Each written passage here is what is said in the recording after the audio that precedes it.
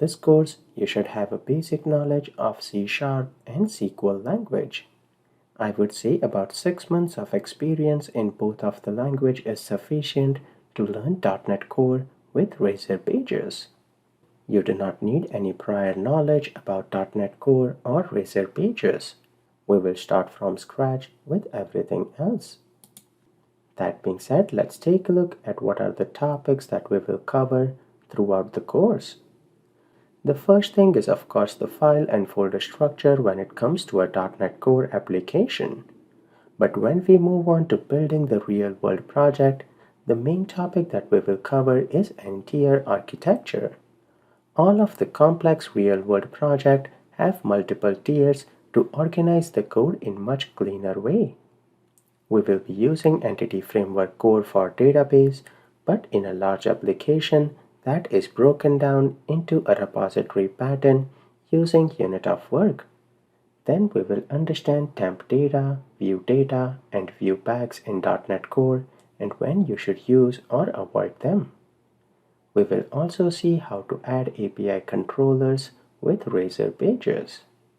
We will implement some rich functionalities like Suite Alerts, Toaster Notification, Rich Text Editor, and data tables with .NET Core. We will be adding authentication in our project using the scaffold identity, which is a Razor class library. Then we will add authorization and we will have multiple roles in our website. We will be also capturing payments and refunds in our website using Stripe. So we will see how to integrate that in a .NET Core application. We will also see sessions in .NET Core and send emails using SMTP as well as SendGrid. I will cover how to integrate social logins using Facebook. We will also look at some of the advanced topics like view components in .NET Core and how to see database using a DB initializer class. Once we cover all of these topics, then the final project that we will have, we will deploy that to Azure and see everything in action. On top of that, my main focus is not just to teach you. I also want you to encounter common errors in .NET Core and how to solve those errors. So I intentionally introduce some of the common errors and then I will show you how to solve them as well. We will have many assignments throughout the course so you can practice while we are learning .NET Core with Razor Pages. We have a lot to cover in this course, so join me in this exciting course on Razor Pages, and in the next video I will show you the final application that we will be building. Let's first take a look at the final application that we will be building. First thing that you should notice here is application is hosted on Azure, and if you navigate to this URL, you will be able to play around with the application. This is an application for a restaurant where they have all the menu items on appetizer, entree, and dessert. So user can browse through that on the home page and they can add items to the shopping cart to place an order. If you click on the info icon here, I display all of the different roles that we have, and I have also created a login for you to play around with the common password of admin123*. So first let's place an order as the customer user that we have. If you do not want the default accounts, you can always register for a new account. If you go on the register page, you will notice we also have Facebook login if a user wants to use that. I already have an account, so let me log in. I will use the customer login that we have inside the help tip right here. So let's log into the customer account here, and once we log in, we can see the email address right here on the top and the logout button. We have all of the items here. We can add them to the shopping cart by clicking on the details button. We can increase the count if we want, and we can add few items. Then in the shopping cart, you can see the count here is increasing when we add the item. So if we click on the shopping cart, we see the summary of all the items that have been added. If you change the quantity here, you will notice that the total also changes. You can delete any of the item, and once everything looks good, you can click on the summary button to place an order. We have an order summary on the right hand side, and we'll have to enter the pickup date, pickup time, and additional instructions if we want. Once everything looks good, we will hit the place order, and it will redirect us to the Stripe payment to capture the credit card details. Right now we are in the test mode, so your actual credit card numbers will not work. You will have to use the test credit card numbers that we have with Stripe checkout. So we will use that here, and we will hit the pay button. That will process the credit card, and once that is done, it redirects us back to the application and it displays the order number. So perfect, that is the summary that we have when it comes to placing an order as a customer. Now once the order is placed, our application does not end there. We have admin portal where the order will be processed. If we go to the info icon, we have different roles. So front will be responsible when the order is ready, and kitchen will be responsible for actually cooking the order. Manager has access to both the functionalities, so let me log in as a manager and walk you through the functionality.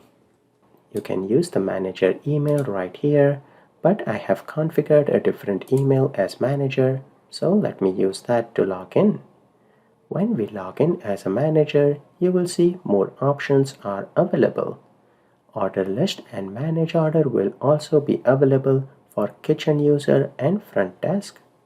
But one thing that is different in manager is this admin tab where they can manage all the menu items or products they are selling. If we go on categories, they can perform CRUD operations like create a new category. We have some validations there. We also have display order. Based on that, it will notify that which category should be displayed first. Same things we have with food type where we have veg and non-veg, but the main one here is menu item. When we hit the create new menu item, you will notice it takes us to the page where we can populate all the information. We have a rich text area right here. They can select from category, food type, and when they hit create, we have some custom validation using Sweet Alert because image is needed. So they can perform those CRUD operations. They can either edit any of the menu item like update image or price, anything that they want. So those are the CRUD operations, but on top of that, admin can also register a new employee. On this page, you will see we have some radio buttons here to select what role the admin wants to give. They can create another manager, a kitchen user, or a front desk user. These features are not available if we log out and directly go on the register page. Default registration will always be end user. So that is some security that we have with registration. But that's all about managing the content on the website and users. What about the orders that have been placed? That can be managed by going to Manage Order. We have two orders in the website. This order number 3 is the order that we just placed. So when the kitchen user or chef starts to cook the order, they will change the status by clicking Start Cooking. As soon as they do that, the next status they can update it is Order Ready. So once the order is prepared and it is ready for pickup, they will mark this as Order Ready and it will disappear from the screen. So this screen is basically all the orders that needs to be cooked. Once they are ready for pickup, they won't be displayed on the screen. To see all of those orders, we will go to the order list page and you can see we have one order in process. Ready for pickup, we have a new tab and that is the order ID 3 that we just processed. So front desk or manager will come here, edit this order or go to the details. They can see the status here. They can either complete the order, cancel order, or even process a refund if the situation arises. Ideally, when someone comes to pick up the order, they will verify all the details here and mark the order as completed. Once that is done, the status will be updated to completed, and now it will be available inside the completed tab. So with that, you can see we are building the complete flow from placing the order all the way till the order is picked up and completed. So again, you can go to this URL and play around with the website if you want.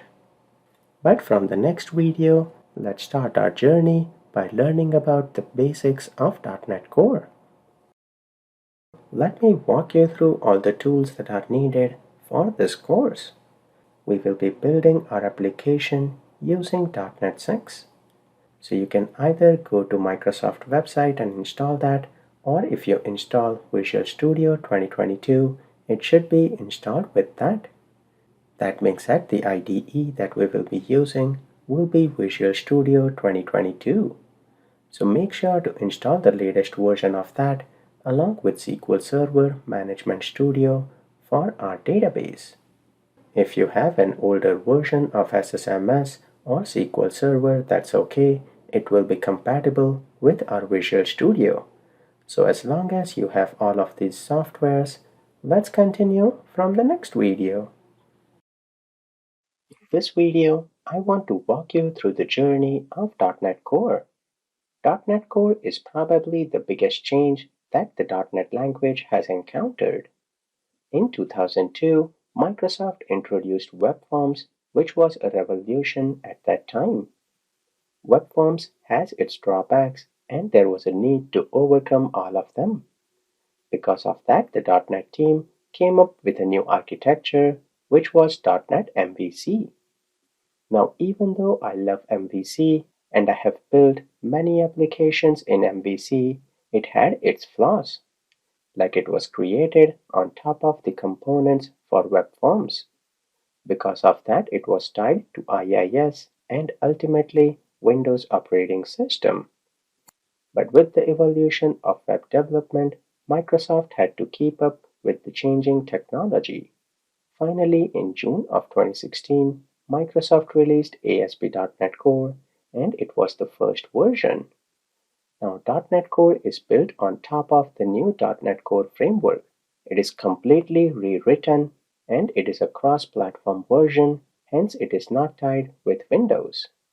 Also, .NET Core was built with cloud in mind, so it is extremely robust with that.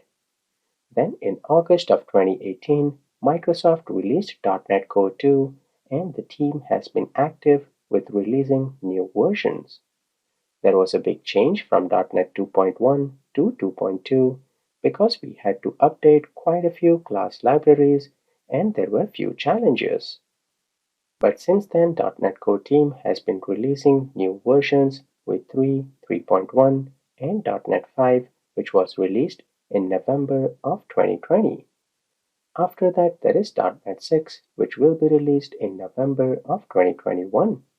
We will be using the preview version, but whatever we learn will be the same once .NET 6 is released. So this is a small overview of all the .NET frameworks and their evolution. That being said, why should one use .NET Core as compared to the classic .NET? .NET Core comes with many advantages. First one is ASP.NET Core is fast and open source. If you compare that to the traditional .NET applications, there have been quite a few benchmarks, and it is very fast when you compare that to web forms or even .NET MVC. .NET Core is also cross-platform. The classic .NET was tied to IIS and Windows, but since the .NET Core is rewritten, it has removed that dependency with .NET Core. We also have a built-in support for dependency injection, which saves a lot of time and it is extremely helpful. Once you get used with using dependency injection, you cannot imagine your application without that. With any programming language, it is critical that the new updates or the new version that are released, they should be easily upgradable. And that is one of the features with .NET Core. When a new version is released, Updating to that new version does not have groundbreaking changes. Because of that, you can always keep up with the new versions. .NET Core is also cloud friendly. When the .NET Core was being written, cloud architecture was kept in mind, and because of that, it is completely compatible with all of the cloud components. And lastly, when it comes to performance, .NET Core exceeds all of the previous versions, and even the new versions in .NET Core that are being released, they supersede the previous version. The code actually gets more optimized that results into improved performance. The ASP.NET Core compiler will eventually optimize the entire code whenever the code is recomposed using the .NET Core framework. .NET Core's actual performance is multiple times than any of the framework's previous implementation. Because of that, it is clear that Microsoft has a long-term plan with .NET Core technology. So with that brief overview, let's continue our learning in the next video.